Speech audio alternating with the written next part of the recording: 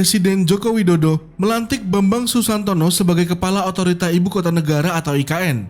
Berdasarkan Undang-Undang IKN Nomor 3 Tahun 2022 tentang Ibu Kota Negara, IKN Nusantara itu akan dipimpin oleh Kepala dan Wakil Kepala Otorita.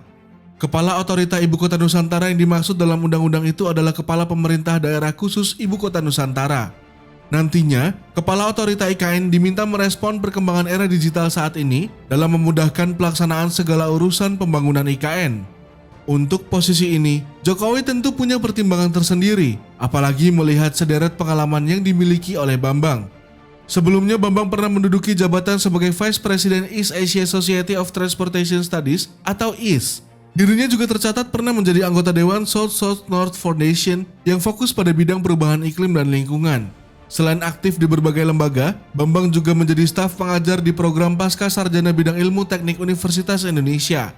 Dia juga masih tercatat sebagai CEO dari Center for Sustainable Infrastructure Development atau CSID UI, namun dinyatakan tidak aktif di laman lembaga tersebut.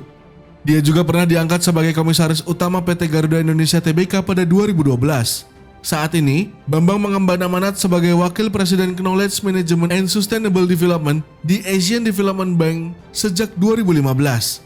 Bambang juga aktif menulis beberapa buku seputar infrastruktur dan transportasi. Salah satunya adalah buku Manajemen Infrastruktur dan Pengembangan Wilayah yang menjadi panduan dalam melakukan terobosan dalam rangka pembangunan nasional. Buku lain yang pernah ditulis oleh peraih penghargaan Satya Lencana Karya Satya, Satya Lencana Wirakarya, dan Satya Lencana Pembangunan ini antara lain berjudul 1001 Wajah Transportasi Kita, Strategi dalam Penataan Ruang dan Pengembangan Wilayah, dan Memacu Infrastruktur di Tengah Krisis. Pemilihan Bambang Susantono sebagai Kepala Otorita IKN sebenarnya tak mengejutkan. Namanya telah mencuat sejak akhir Februari lalu. Gubernur Jawa Barat Ridwan Kamil yang juga sempat disebut sebagai calon kuat untuk jabatan itu, sempat memberikan dukungan kepada Bambang. Ridwan Kamil pun menyatakan lebih ingin fokus untuk membangun Jawa Barat ketimbang menduduki jabatan baru tersebut.